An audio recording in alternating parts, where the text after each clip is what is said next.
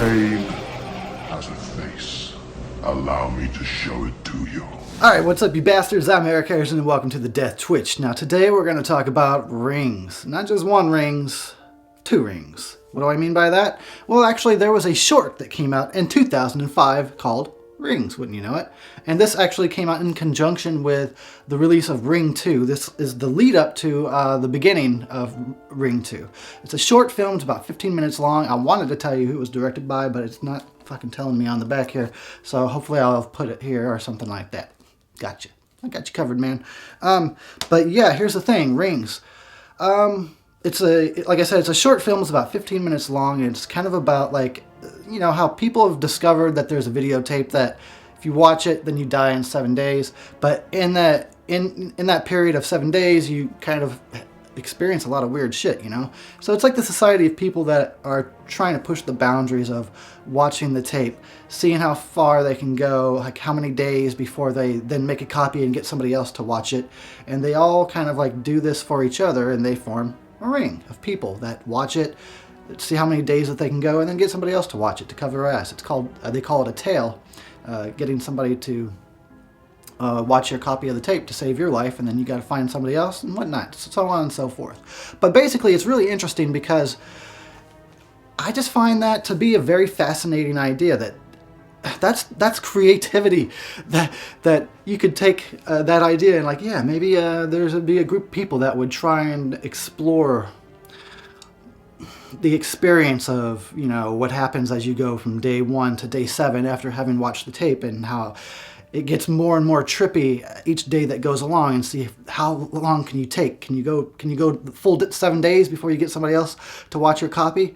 It's very fascinating and cool. I don't want to give too much away. Pretty much kind of did, but it's like way better than Ring 2 is, and it's better than Rings 2017, and this is a fucking 15-minute short film, guys. They had all this time to come up with a better idea for Rings 2017, but we'll get to that in a second. I just want to finish up Rings from 2005 real quick. I think it's excellent, great, creative little idea. It could have been, it would have been maybe, it could have been a little difficult, but I think this idea could be stretched into a feature length. Or actually, if you would take this and combine it with some of the aspects from Rings 2017, it could have worked. But yeah, this should have been the movie. This should be Rings. This is what should have been released. A feature-length version of this. Like how they did a feature-length of Lights Out. Why not give us a feature-length of this idea? Because this one was good. I suggest you check it out. I'll leave a link below because it's on YouTube, or you can just look it up yourself. But whatever, either way, you should check it out. Like I said, it is the lead up to Ring 2. So to kind of finish this story, you actually do have to watch the beginning of Ring 2 to finish this story. But then don't watch any more after that because Ring 2 sucks ass. But anyway, I see that this is interesting. There's actually like a movie money in here to go see Ring 2, man. You know, I don't need it because I'm not into the movie. I'll let you guys have it if you want, but you better hurry up. The shit expires in like April of 2005. So, you know, time's a ticking. Check out that Ring 2. Alright, so let's fucking wrap that one up. I say it's worth a check out. Go check it out. Now, Rings 2017. Go ahead and roll the trailer for that piece of crap. If you watch this video 7 days. in 7 days, she comes for you. Rings, rated PG-13. Alright, so I just got back from watching Rings. I was, you know what, out of sheer boredom, because I heard nothing but terrible things. This thing's got like a 9% on Rotten Tomatoes. Absolutely everybody said it was lame. I went out of boredom, and because I work at a movie theater, I can go see free movies. Why not? I want to say it like, it wasn't as bad as I was expecting it to be, but it's still not good. No. The way that, you know, I guess I'll kind of try to explain the plot a little bit. Basically, this is a soft reboot of The Ring, the American version, which itself is a remake. So it's a reboot of a remake. So that's me explaining the plot to you. It's the same movie, different characters, updated like technology, because they use computers and laptops and stuff now instead of videotapes and VCRs. It's the same ass fucking movie. They follow just the same plot points. And they use like 1% of the idea from the short.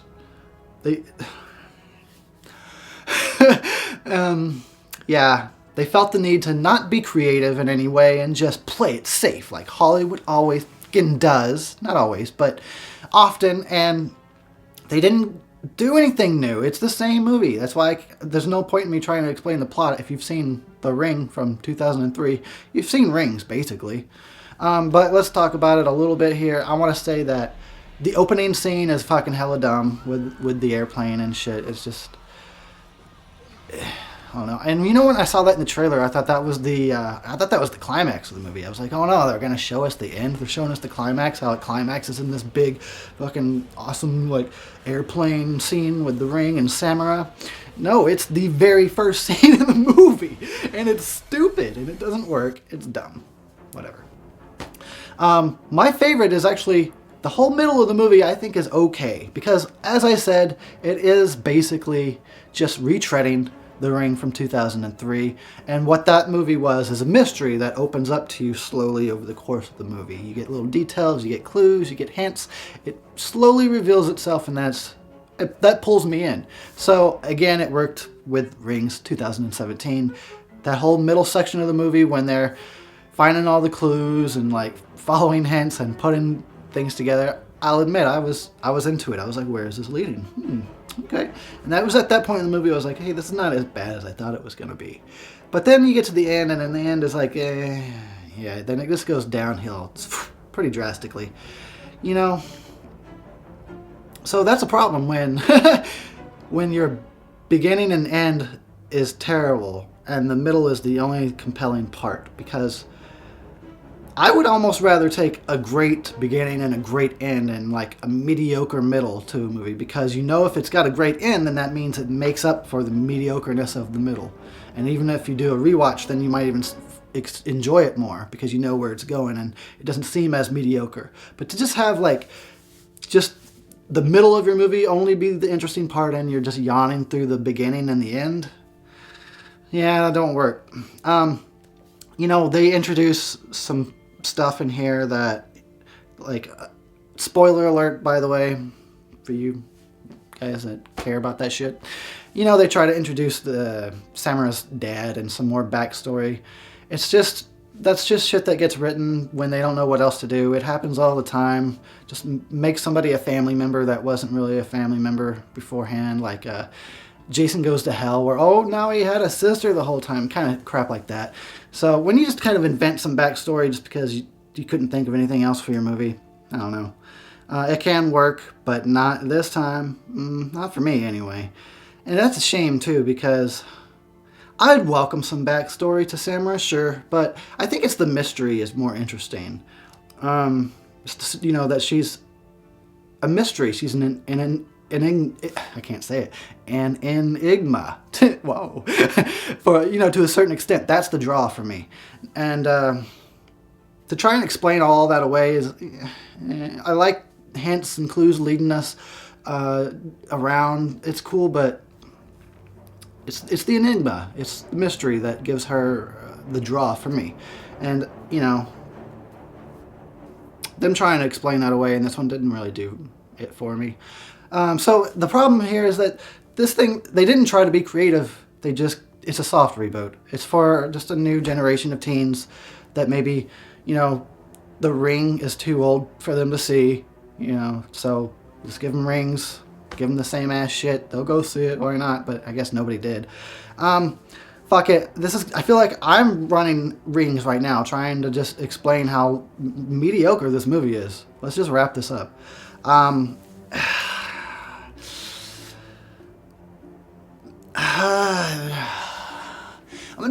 Oh man, I guess I'm gonna have to go with a 1 3/4. Yeah, it really was that empty of a movie. Just a shame. It was like I said, in the middle they were getting me. They were pulling me in, but then they could have saved that shitty, stupid beginning and kept with some good with the momentum they had, and then gave us a good ending, satisfying, but no, it just went downhill.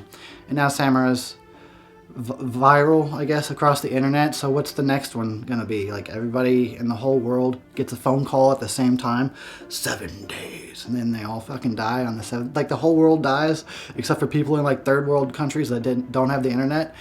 Whatever. I guess that's gonna be the next one. Yeah, technology will be our downfall, and it's thanks to Samara and the fucking Ring. All right, so yeah, you know, if you're a Ring fan, check it out once, but don't go to theater to see it. You know, I'd love to say we should support horror in the theater, but this is what they're putting out. This is why people aren't going. Check it out when it comes out on VOD.